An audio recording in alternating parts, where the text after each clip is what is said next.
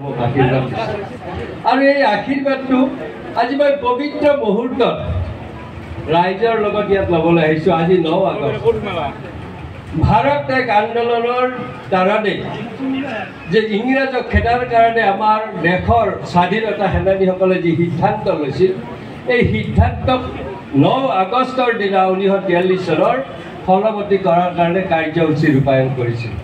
আৰু ময়ো সেয়েহে আজি বহুদিন আগতে প্ৰণালীবদ্ধভাৱে আৰু সকলোকে জনাই আজিৰ তাৰিখটো মই বাছি লৈছিলোঁ।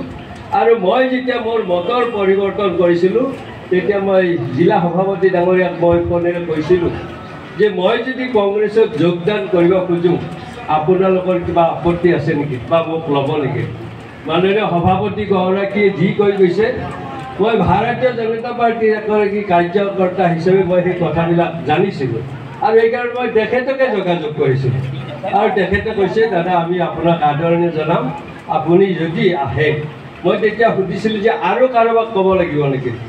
তেতিয়া কৈছে যে প্ৰদ্যুৎ দা আমাৰ নলবাৰীক প্ৰতিনিধিত্ব কৰে, নলবাৰী সমষ্টিটোত তেখেতে 2বাৰ নিৰ্বাচন খেলিছে আৰু তেখেতে ৰাজ্যিক সমিতিৰো সাধাৰণ সম্পাদক, গতিকে তেখেতক আপুনি ক'ব।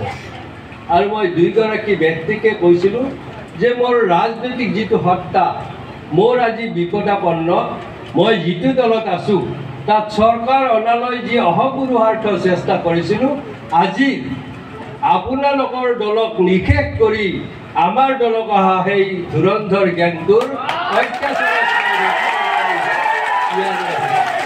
মই কোনো কোৱাৰ কাৰণে ইয়াত অহা নাই।